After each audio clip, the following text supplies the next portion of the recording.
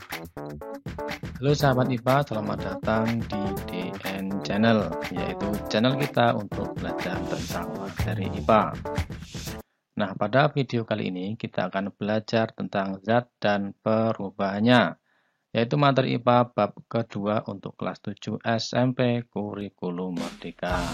Video ini berisi ringkasan materi zat dan perubahannya beserta penjelasannya sehingga siswa dapat belajar lebih cepat dan lebih mudah dalam memahami bab tersebut karena disajikan dengan bahasa yang lugas. Baik sahabat IPA, mari kita simak videonya dan jangan lupa tonton sampai selesai. Oke sahabat IPA, untuk yang pertama kita pelajari tentang wujud zat dan model partikel. Berdasarkan wujudnya, partikel atau zat dibagi menjadi 3 kelompok, yakni padat, cair, dan gas.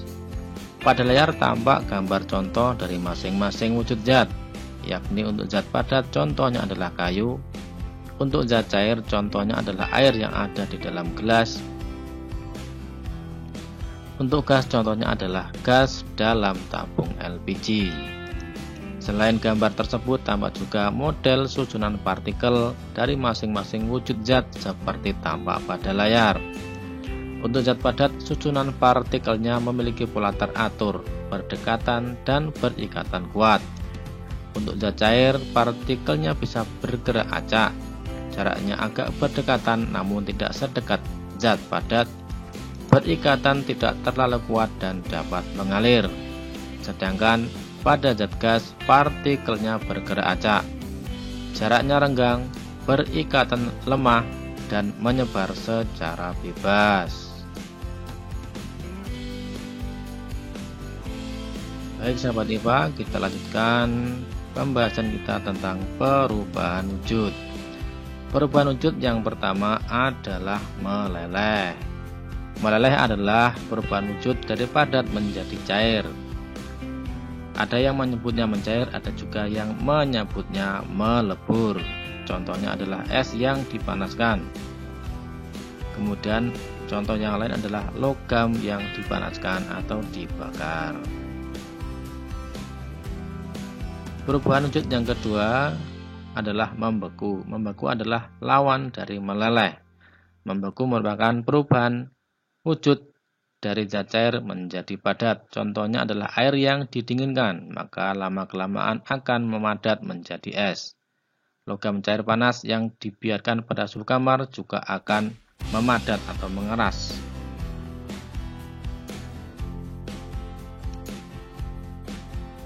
Perubahan wujud yang selanjutnya adalah menguap. Menguap yaitu perubahan wujud dari cair menjadi gas. Contohnya adalah air yang menguap saat menjemur pakaian. Contoh yang kedua adalah proses perubahan air menjadi uap air pada saat air dimasak sampai mendidih. Perubahan wujud yang selanjutnya adalah mengembun atau sering disebut juga dengan istilah kondensasi, yakni perubahan wujud dari gas menjadi cair.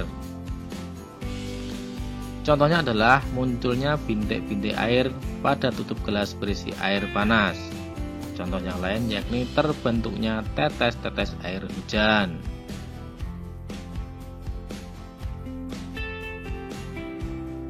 Perubahan wujud yang selanjutnya adalah menyublim dan mengkristal. Menyublim adalah perubahan wujud dari padat menjadi gas. Contohnya adalah perubahan kapur barus menjadi gas.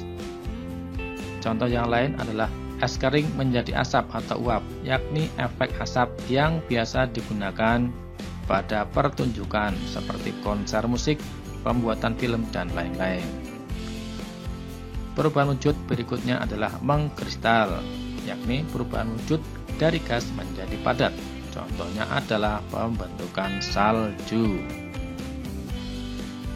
Baik sahabat IPA, kita lanjutkan tentang titik leleh dan titik didih. Titik leleh adalah suhu pada saat suatu padatan berubah menjadi cairan. Lawan titik leleh adalah titik beku, yaitu suhu pada saat suatu cairan berubah menjadi padatan. Namun karena kedua istilah ini memiliki nilai suhu yang sama, maka biasanya hanya digunakan salah satu saja, yakni titik leleh. Dan kita lanjutkan tentang titik didih. Titik didih adalah suhu ketika cairan mengalami proses mendidih, yaitu proses perubahan dari cair menjadi gas. Sedangkan titik embun adalah suhu ketika gas mengalami proses pengembunan, yaitu proses perubahan wujud dari gas menjadi cair. Seperti halnya titik leleh dan titik beku, lawan dari titik didih adalah titik embun yang juga memiliki nilai suhu yang sama, sehingga istilah yang biasa digunakan adalah titik didih.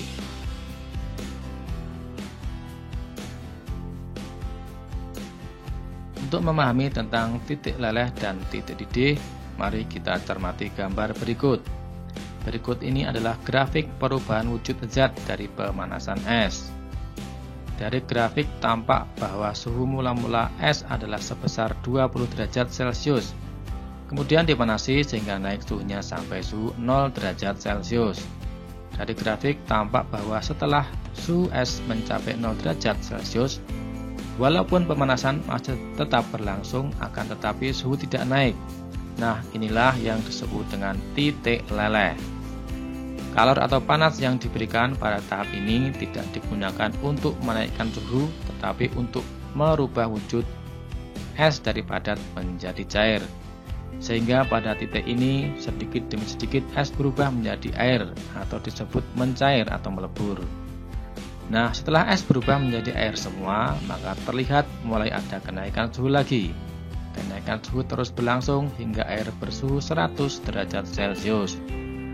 Pada titik ini suhu tidak naik karena terjadi proses perubahan wujud dari cair menjadi gas atau menguap.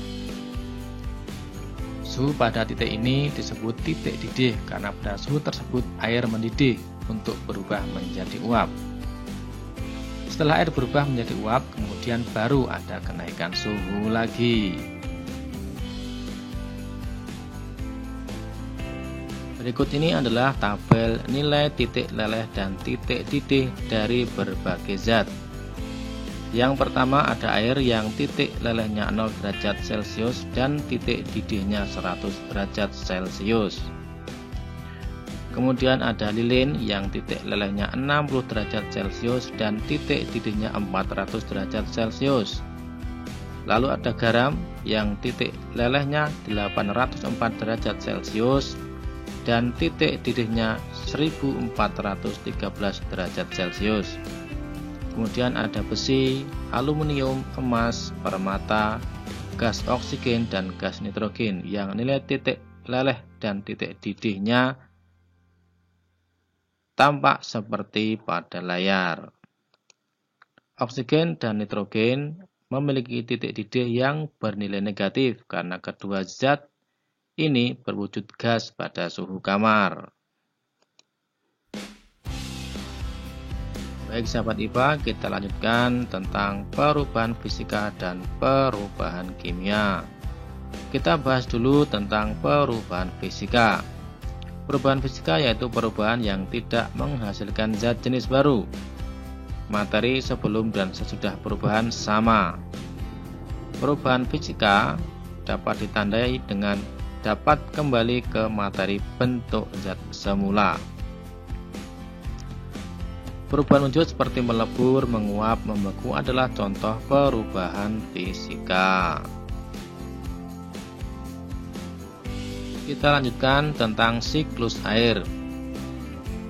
Siklus air ini merupakan contoh terjadinya perubahan fisika yang ada di alam. Siklus air adalah perputaran air yang ada di muka bumi. Untuk lebih jelasnya, silakan amati gambar berikut ini. Air dari laut, sungai maupun danau serta dari tumbuhan menguap karena adanya panas dari matahari, sehingga membentuk uap air. Uap air yang tidak terlihat ini naik sampai mencapai tempat yang tinggi. Ketika bertemu udara dingin, maka uap air akan mengembun sehingga membentuk awan. Awan terdiri atas tetesan-tetesan air yang sangat kecil. Awan terbawa oleh angin. Bila awan mencapai titik ketinggian yang sangat tinggi, yang suhunya sangat dingin, maka tetesan-tetesan air yang kecil akan bergabung sehingga membentuk tetesan air yang lebih besar, yang akan turun sebagai hujan. Proses ini disebut presipitasi. Ketika hujan turun, maka air hujan mengalir ke laut, sungai, dan danau, serta diserap oleh tumbuh-tumbuhan.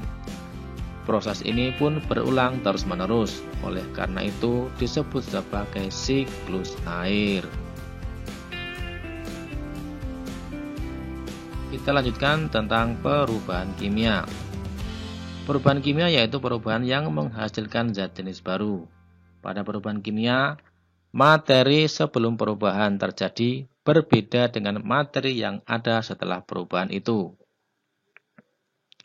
Pada perubahan kimia, perubahannya tidak bisa kembali ke bentuk semula atau disebut dengan irreversible.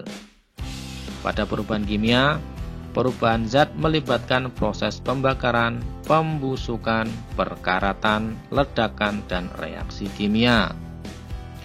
Nasi menjadi basi adalah salah satu contoh perubahan kimia. Nah, perubahan kimia yang lain adalah seperti tampak pada gambar. Gambar A menyalakan korek api, B adalah gambar kembang api, C adalah gambar suatu ledakan, D yakni gambar membuat kue, dan E adalah perkaratan pada besi. Perubahan kimia melibatkan terjadinya reaksi kimia. Berikut adalah tanda-tanda terjadinya reaksi kimia beserta contohnya. Tanda yang pertama adalah perubahan warna. Contohnya adalah memanggang kue sampai warnanya kecoklatan. Kemudian tanda yang kedua adalah terbentuknya gas. Contohnya yakni reaksi antara logam magnesium dengan larutan bening asam klorida akan menghasilkan gas. Tanda berikutnya adalah terbentuknya endapan. Contohnya yakni reaksi antara larutan natrium karbonat dengan larutan kalsium klorida menghasilkan endapan kalsium karbonat dan larutan natrium klorida. Tanda berikutnya adalah perubahan energi. Reaksi pembakaran logam magnesium. Pembakaran adalah reaksi dengan oksigen. Baik sahabat IPA, kita lanjutkan tentang kerapatan atau massa jenis. Kerapatan atau massa jenis adalah pengukuran massa setiap satuan volume benda. Perhatikan gambar sebelah kiri. Pada gambar tersebut terdapat zat padat dengan zat cair beserta model susunan partikelnya. Gambar tersebut menunjukkan bahwa susunan partikel zat padat lebih rapat daripada susunan partikel zat cair. Nah, sekarang mari kita amati gambar sebelah kanan layar. Gambar tersebut menunjukkan hasil pengukuran massa dari berbagai macam jenis benda yang ukurannya atau dimensinya sama. Namun, hasil pengukuran massa dari benda-benda tersebut tidaklah sama, yakni air sebesar 1 gram, kaca 2 gram, baja 7,7 gram, dan besi 7,9 gram. Hal ini menunjukkan bahwa jenis benda yang berbeda, yaitu air, kaca, baja, dan besi, yang ukurannya sama memiliki massa yang berbeda. Inilah yang disebut karakteristik khusus dari suatu zat yang disebut massa jenis, sehingga setiap jenis benda memiliki massa jenis yang berbeda. Sahabat IPA, kita lanjutkan tentang bagaimana cara menentukan massa jenis suatu benda. Massa jenis suatu benda atau disimbolkan dengan huruf Rho abjad Yunani merupakan perbandingan antara massa dengan volume benda atau dirumuskan sebagai berikut. Rho sama dengan massa per volume. Dengan Rho adalah massa jenis satuannya kilogram per meter kubik, M adalah massa satuannya kilogram, V adalah volume satuannya meter kubik. Sekarang kita akan ambil contoh bagaimana cara melakukan perhitungan massa jenis.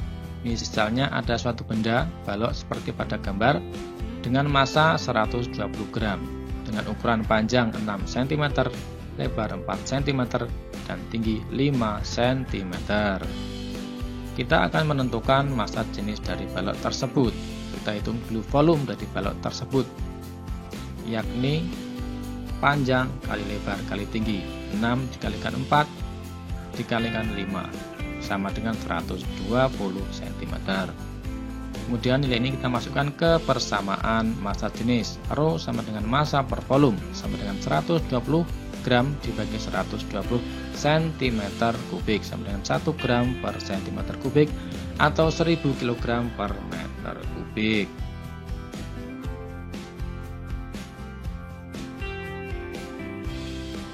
Pada pembahasan tadi sudah dijelaskan bagaimana cara menghitung massa jenis dari suatu balok, yakni suatu benda yang bentuknya teratur.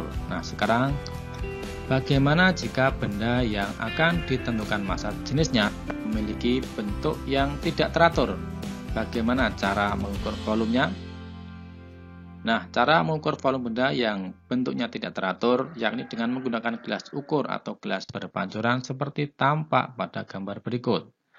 Pada gambar A adalah pengukuran dengan menggunakan gelas berpancuran. Volume benda yang diukur adalah sama dengan volume air yang tumpah ke dalam gelas ukur. Nilainya dapat langsung dibaca pada skala yang ditunjukkan oleh gelas ukur. Sedangkan pada gambar B adalah pengukuran massa jenis dengan menggunakan gelas ukur. Volume benda diperoleh dari selisih volume air sesudah dan sebelum dimasukkan benda.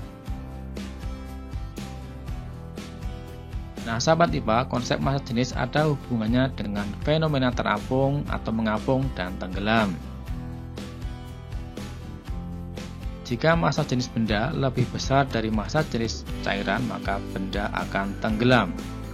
Jika massa jenis benda lebih kecil dari massa jenis cairan, maka benda akan mengapung. Sedangkan massa jenis benda sama dengan massa jenis cairan, maka benda akan melayang. Sahabat IPA, suatu zat cair yang memiliki massa jenis berbeda akan memisah jika dicampurkan seperti tampak pada gambar. Zat cair yang memiliki massa jenis terbesar akan berada di bawah, sedangkan zat cair yang memiliki massa jenis kecil akan berada di atas. Dari gambar tampak bahwa parafin merupakan zat cair yang memiliki massa jenis paling kecil, kemudian di bawahnya ada spiritus, disusul minyak sayur, air, cairan pencuci piring, sirup, dan zat cair yang paling besar massa jenisnya adalah madu karena berada paling bawah. Begitu juga dengan massa jenis pada gas. Gas yang memiliki massa jenis kecil akan berada di atas dari gas yang memiliki massa jenis lebih besar. Seperti tampak pada gambar berikut, yakni balon yang diisi dengan gas helium akan terbang ke atas karena gas helium memiliki massa jenis yang lebih kecil dari udara sekitar. Baik sahabat IPA, cukup sekian dulu pembahasan kita tentang zat dan perubahannya. Semoga bermanfaat dan jangan lupa dukung terus channel ini dengan klik tombol subscribe, like, dan share. Jika ada yang perlu didiskusikan, silakan tulis komentarmu pada kolom komentar di bawah. Terima kasih sudah menonton video ini. Tetap terus belajar dan sampai jumpa di video pembelajaran IPA yang lain.